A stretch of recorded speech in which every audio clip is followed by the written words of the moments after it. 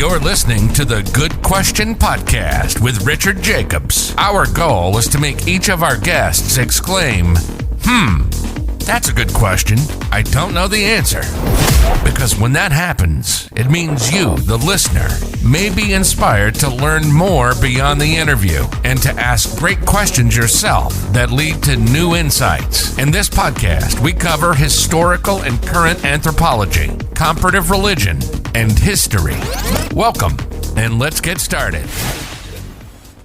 Hello, this is Richard Jacobs with the Good Question Podcast. My guest today is Dr. Christopher Seitz. He's a leading expert in IV therapy. He's a member of the Scientific Advisory Board of the American IV Association, AIVA. So we're going to talk about IV therapy, and I've had it before. I've had someone come to my home and put the needle in and give me vitamins and all kinds of stuff. So that's what we'll be talking about. So welcome, Chris. Thanks for coming. Yeah, thank you so much for having me. Pleasure to be here. Yeah, let's start out a little bit with your background and how you got into the science of IV infusions. Yeah, absolutely. So, I'm a board certified emergency physician by trade. I'm actually licensed in all 50 states. So I always say I learned how to practice sick medicine really, really well. But then I launched a company, Guardian Medical Direction, where we do medical oversight for nurse-run clinics across the country. We operate in all 50 states, and I've had the privilege of helping over 600 or 700 clinics now start their own clinical practices with nurse-run organizations. We provide the medical oversight and compliance resources for them. And as a part of that, started to work with just a bunch of brands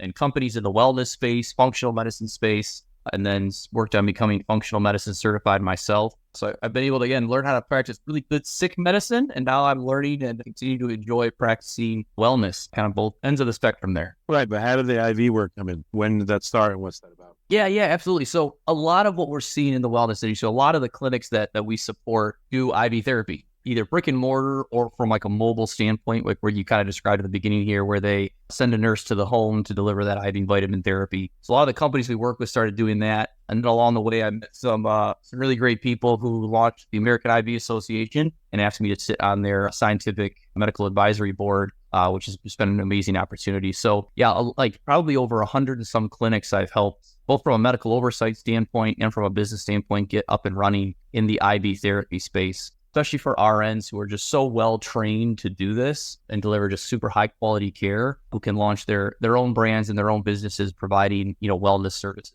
Okay. What are the reasons that people would get IV service? Like, where is it typically delivered? If you're dehydrated, like how is this move, let's say from just hospital setting, maybe emergency setting out to the public? Yeah. So it's super interesting. I mean, and it's a good question because we've seen this kind of trend now of, obviously IV therapy was always hospital-based, right? It is an invasive procedure. It's not just like orally hydrating somebody, handing them a bottle of water with some, vitamins in that. It's putting an intravenous catheter in. So, right. So it's a more invasive therapy modality, which traditionally we saw in the hospital space. It's interesting because the transition of seeing IV vitamin therapy specifically go from in-hospital traditional medicine to more outpatient wellness center, patient-specific health and wellness and preventative medicine, I think really had more to do with this trend post-COVID of healthcare practitioners moving outside of the health. So I don't think it was necessarily the modality itself that moved, but it's clinicians moved.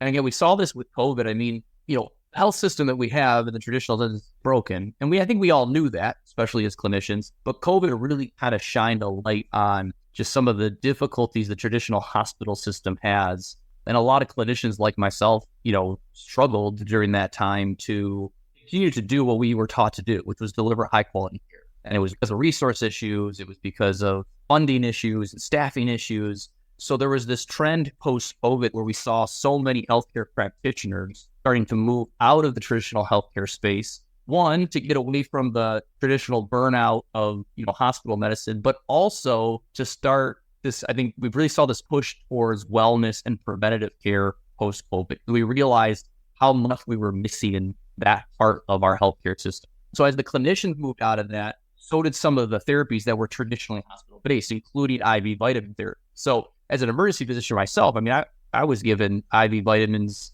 and IV fluids to patients, almost every patient I saw in the emergency department for some reason or other, whether it's dehydration or, new pregnant women who were, vomiting. It's terrible to do it in the hospital setting because it takes like 12 hours for them to even get to you, and it's thousands of dollars. So, well, and that's having someone come to your house is a godsend. Exactly, right. So the cost of it was so high as well, right? So when you're getting in therapy and ER doctors billing and the nurses are billing. So again, as the clinicians moved out, we saw this therapy move out as well because one, it can be so effectively, if done right, can be so effective and very safe to do outside of the hospital setting, but also brings in such tremendous benefits from like a wellness and preventative medicine type of standpoint. All right. So again, what are the reasons that people would request IV therapy, when they're out and about? Yeah. So I think the media's got a hold of this a little bit and said, oh, this is for like the bachelor parties and the bachelorette parties. It's actually funny because I see that in the media a lot and I don't see it in the clinics that I work with. So there's kind of three main pillars that I like to talk about where we see, I think, a lot of benefit from the IV vitamin therapies. The first is in general hydration wellness, right? So post-workout recoveries. We work with a lot of athletes who, can hydrate much more quickly and rehydrate much more quickly with IV vitamin therapy.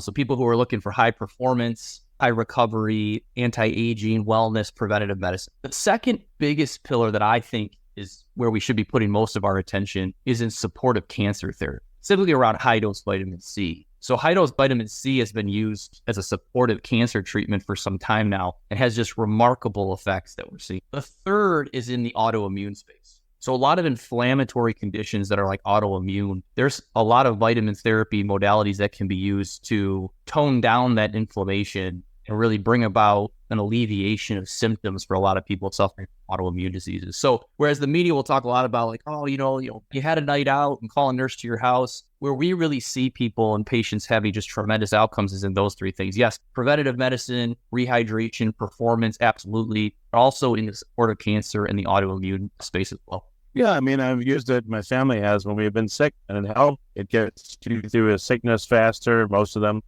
cold, flu, whatever it is. It just makes it, less impactful on you. So I've never felt worse. And I've always felt a lot better. So does my family. So it's great. Yeah, and again, you got to think too, like you had mentioned earlier, cost reduction here. How much that would cost to go get the exact same therapy in hospital, in an emergency department is just astronomical compared to what you can do if you're doing it in home. And we're seeing this transition to home care in general and other aspects of medicine too, right? Just general hospital at home programs that even the big payers trying to figure out how to unlock, because I think we've realized as an industry that care at home is just ultimately going to be less expensive if we can figure it out. So what are some of the things that'll be in the IV drip besides saline, and what will they help for? Yeah, so there's quite a few. So again, and we're still working, and this is one of the things that the American IV Association is working on, is really putting the research together. The safety of the modality is proven if done the right way. The next thing to really prove is the efficacy. But we do have a lot of data started to formulate already to say, hey, these different vitamin infusions can really help with different conditions. So typically what you're going to see in traditional, what I'll call IV vitamin therapy services that you see out there in clinics is, one of the big ones is B vitamins, right? So your B6, your B1, all these different B vitamins that really help support the body and support the body's hydration, cellular metabolism, and that types of thing. Other ones like vitamin C. So vitamin C is an antioxidant in lower doses, but can be a pro-oxidant to help fight inflammation. And that's why it can be used so miraculously, I believe, in the supportive cancer space. You'll see vitamin C. Other things you'll see is even like ozone, like O3, as well as nicotinic acid. So like NAD plus is another one that we'll see that can be infused. And again, these have very kind of like pro-oxidant, anti-inflammatory effects. That's where we're seeing a lot of benefit in neuroregeneration. We'll see it in supportive cancer treatments. We'll see it in the autoimmune side of things that we can really start to tone down symptoms. So again, B vitamins are the major one. But obviously, like I said, vitamin C, NAD, ozone, these can all be infused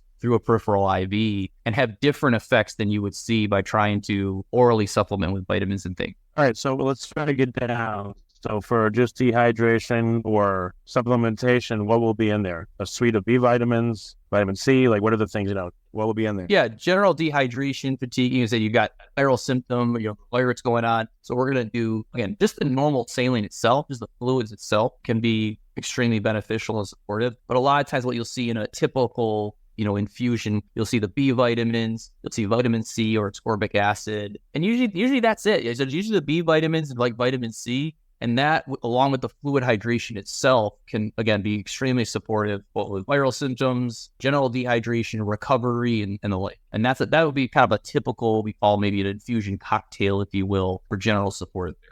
Okay. And what about for, for people that have cancer, let's say, what would be in there in addition to high-dose vitamin C? Yeah, so the high-dose vitamin C is really the one. And I'll throw a little thing out here. So for yourself and for your listeners. So one of my colleagues actually in the American IV Association, Dr. Steve Rallis, just wrote a book called When Oranges Become Apples. When Oranges Become Apples. And it's this whole idea that vitamin C at lower doses is an antioxidant. But at higher doses can actually be a pro-oxidant, which means it can damage cells. It's very specific, and in supportive cancer therapy, we found can really help chemotherapy target cancers more effectively and tone down the symptoms of chemotherapy. So it's an amazing read. But yeah, that's typically high-dose vitamin C is one we see in the supportive cancer treatment area. And then with autoimmune conditions and things like that, we'll see other pro-oxidants. So again, like ozone, which is, an oxygen molecule, but 3 of them, so O3, or NAD, which is another, again, pro-oxidant that can help decrease inflammation. So see a lot of patients with autoimmune conditions that can benefit pro-oxidant use as well. Yeah. So the ozone, is it entrained in the liquid that goes in the IV, or how is it administered? Yeah. So typically with ozone IV therapy, you pull off a small amount of the patient's blood, you infuse that with O3. So you kind of hyperoxygenate the blood and then reinfuse it back in with other like fluids and vitamins. And that, again, becomes kind of a pro-oxidant that can help decrease inflammation, increase recovery, and even increase oxygen carrying capacity of the blood, which is, for performance. All right. Well, what else? I mean, for NAD, I've had that. That makes you feel really weird. It's take. You just feel like off. It's strange. Yeah.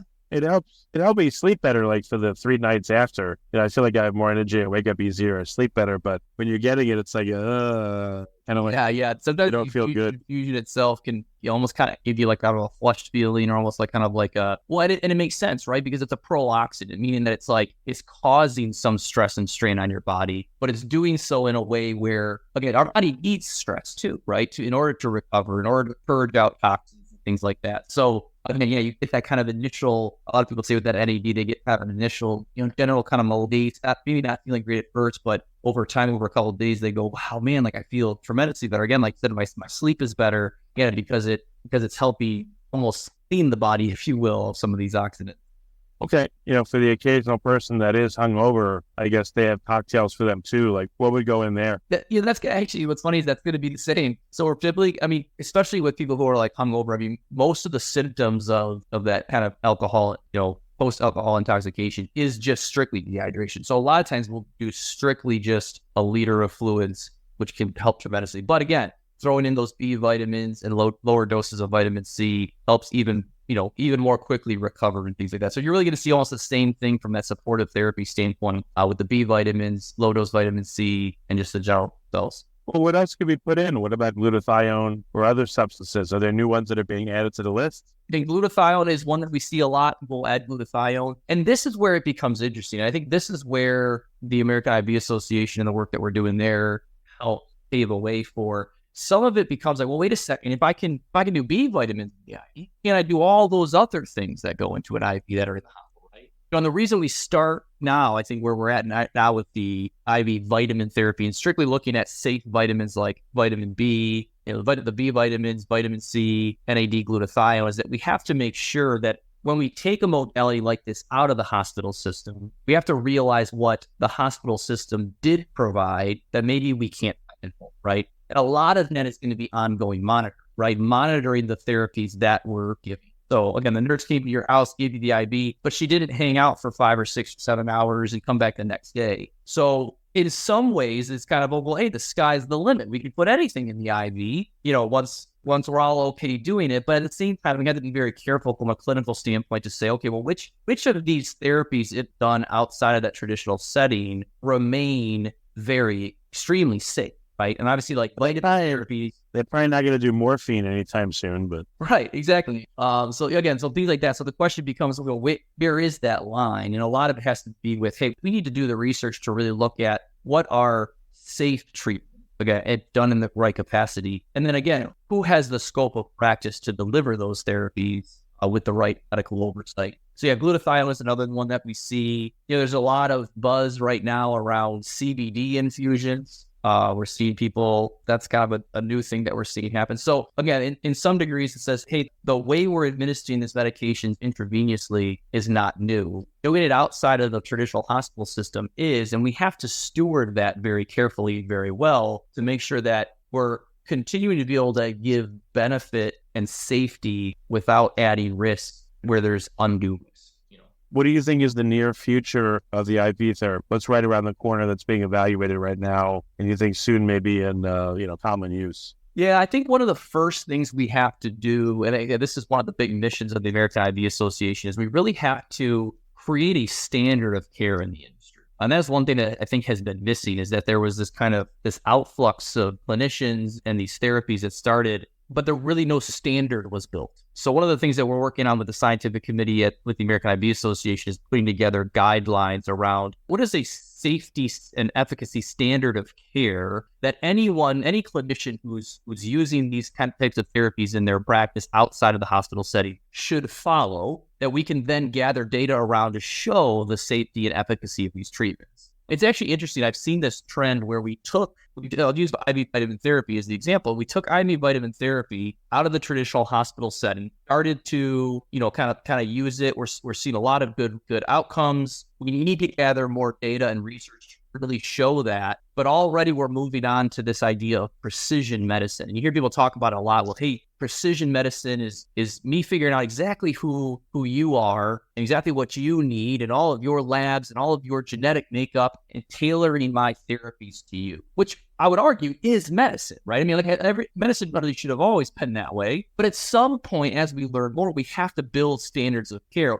I used to teach advanced cardiac life support, and we follow the AHA guidelines. And I used to tell my residents, hey, you have to know these guidelines inside and out, so that when you deviate, when you have to deviate from them, you know why, right? But if you're never going to even follow the guidelines, how do you know what you're doing is actually of any benefit at all? And that's where we really, I think we're at in the IV vitamin therapy industry right now, is that we have to set a standard of care first and really build that data before we can just keep jumping to the next thing. Because I truly believe, and this is as a physician myself, if you look at where healthcare is going, healthcare is entering into the home. You look at the value-based contracts that, the big payers are doing. You look at a lot of the digital health companies that are being launched. Everyone's trying to figure out, how do we bring down costs of healthcare? In order to do so, bring it into the home. But we really can't do that until we know what therapies are safe and effective and how we should be put into the home. And that comes with, again, building out these standards of care and stuff like that. So it is interesting because it really opens up a whole world of possibilities to us. Again, I'll go back to what I said before. We have to steward that so well as clinicians, because we have to be very careful. And again, that's where the American IV Association is really trying to partner with the regulators, partner with clinicians, partner with the patients even, to say, hey, listen, there's a lot of benefit to be had here, but how do we come together to really build out guidelines, standards of care, and choose to drive the industry forward, not react to how it's being driven? Well, again, where is it headed that you see? What substances are coming that are, actively being evaluated? What's coming really soon? It's a good question. I think that one of the things that we're seeing, the big trend right now, is, again, more towards that pro-oxidant, anti-inflammatory types of treatments. So there are other ones. So the other thing, though, is that shortly on the heels of that comes all of your functional medicine. So your hormone replacement, your peptides like GLP-1s. If we can do IVs in the home, why can't we do these even patient-administered self-injections of peptides and hormones and things like that? So I think that's where we're seeing, that's kind of the natural progression next in the wellness space, especially where we're seeing IV vitamin therapy used quite often, is then getting to, well, hang on, can we also do, again, hormone replacement therapy? Can we do peptides? And not just even the FDA-approved peptides. There's a big push towards well, hey, a lot of these experimental peptides that seem very safe are not FDA-approved yet. Can we start to utilize these? And this is, again, where we just have to be very careful. I think there is room for all of that, but there needs to be standards of care built. All right. What states is this available in? Which ones is it not? Or is it available everywhere? Right now, it's available everywhere. Yeah. I mean, so like I said, our company, Guardian Medical Direction, we oversee clinics in all 50 states. Again, the American IV Association obviously is operating as an advocacy group in all 50 states. So, yeah, I mean, the only limitations that we run into now become really pharmacy. So again, how do we appropriately and safely ship and sell and distribute pharmaceuticals? But again, the most difficult state right now would be California, mainly because there's only one compounding pharmacy that can operate there, but it is accessible and available in all states. Did you say there's one compounding pharmacy for all of California? There's one 503B compounding pharmacy for California. So there's also that can ship. So it's like a company that can actually ship to California from outside of California. Otherwise, you have to use a pharmacy that is located in California and can ship to you in California. For certain protocols, I could see you guys being an extension of a local pharmacy. Like if you have elderly people or disabled ones, or ones that need certain protocols that, come once a week, why not make it an extension of pharmacy where you guys go out and provide that care in the home, either bringing pills, bringing IVs, etc. And it's all kind of in one, Absolutely. I mean, and this is one of the things, it's one of the biggest opportunities to really partner with pharmacies. Pharmacies themselves have obviously like a patient list. Like they care for patients through the pharmaceuticals so finding those partnerships to say, hey, how can we utilize your formulations and your dosages and how you distribute the medications to connect that with clinicians providing these services in the home? Yeah, I mean, it's a huge opportunity. If you look at what, Amazon and One Medical are trying to do, it's somewhat similar, right? Can we bring the pharmacies and the clinicians and the accessibility, of delivery to patient home all into one thing so that we can, again, really reduce the costs of healthcare in general and bring medicine really to your door. What about wound care, wound dressing, stitches? Like how much of this do you think will be outsourced to these local providers? So that's already happening too. So, I mean, there's actually, you look at MD Ally, for example. So they are really like a home response. So, wound care, they'll do patient assessments. There's even pilot programs looking at ER at home, meaning, hey, maybe you call your local doctor and you say, hey, I'm not feeling well. I'm not sure what I need to do. Oh, but it's after hours, right? Or, you know what, we're booked up today. So if you think it's an emergency, you should probably go to the emergency department. Well, what if there was another option? What if it was, hey, why don't we send a nurse to the home and we'll do an evaluation and really decide if you need to be seen in the hospital or not? And that's what we're seeing, again, like companies like MD Ally. There's already companies doing that and piloting that. And again, seeing a lot of results. What it always comes down to, though, is cost, right? Can we afford to staff these companies with enough clinicians to be able to respond in a timely fashion before utilization is high enough to cover those costs? That's where a lot of these companies get challenged. Well, it'd be interesting if you had insurance and you have a copay, but if someone comes to your house, maybe the copay is higher, but some people may be willing to pay it, and therefore they won't have to take a trip to the hospital, the ER, waste hours, or urgent care. They could just get it done at home, It seems like it would be a big benefit. Well, and that's the thing. That's where I see the industry going, because we'll have to. The cost of healthcare is high. We have to be able to reduce costs. And the biggest play right now is who can unlock, through, again, value-based contracts with payers, some type of at-home care system. And the technology has advanced in a way where this is more doable than it's ever been, right? I mean, telemedicine technology has advanced so much, during and through and after COVID, that you can do real-time assessments of patients very effective. There's even research to say that, hey, maybe even more effective. But then on top of that, remote patient monitoring, right? If I have a connection to your Apple Watch in my electronic medical record, and I can see you, and I've got a nurse on scene who can get your vitals and do an assessment, I'll be honest with you, I probably have more data than some ERs do in this country. You know what I mean? So it's definitely the next thing. It's definitely what we're going to see happen. The question is, again, the challenge, I will see the question. The challenges are going to be, one, patients' acceptance, right? Do patients accept that kind of care? Are they comfortable with that kind of care? Which I think we're seeing the patient population say yes to that. The other challenge is going to be, again, reimbursement. The payers figure out how to reimburse around this in an effective enough way that we can keep these programs running, but also still reduce costs without just all of a sudden these programs are just expensive as when you were in the hospital. Yeah. No brain surgery and homecoming, though, right? Yeah, I don't think anytime soon. Someday, someday, with AI, who knows? Okay.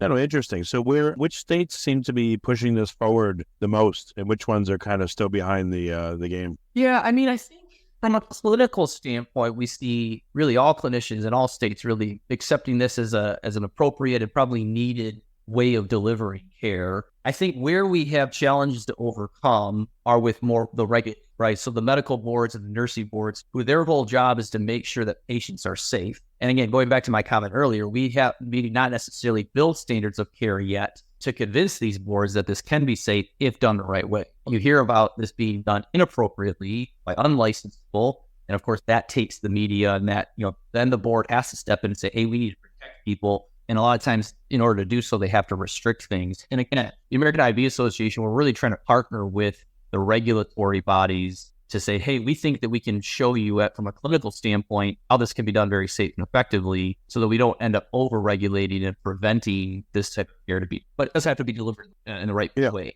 Some of the states where we see it advancing quickly are the same states where the boards are starting to take an interest, right? So states like Texas, California, Florida, for sure, Tennessee, Georgia, New York, we see a lot of these things being pushed for, really in all states, but those are the big ones that come to mind for me. And that's where we see the medical boards really taking an interest, rightfully so, to say, hey, God, let's make sure we're doing this safe. So the hope is that we can partner with them to do that. We can really advance this forward. And they have the same job we do as clinicians, right? The job of the medical board, the nursing board, is to protect people and to oversee the clinicians. And we as clinicians, that was the first thing that we promised, right? Was we would first do no harm. So again, that's where we really can find these partnerships, I think, and push it forward together, have the most sounding impact. You said you worked in an ER for a while, right? Oh, yeah. I did travel medicine for 4 years. I did my residency training at Beaumont Hospital in the Detroit area. I worked in the Detroit area for a couple years, and then I did travel medicine for about 5 years. My question is, what percentage of people that go to the ER don't really need to go there? What percentage could be addressed by in-home therapies like this? I would say 90%. Wow. Yeah. The reason is it's because of the shortage of physicians we have as a whole. So again, as an American, your access point to healthcare was always supposed to be your primary care physician.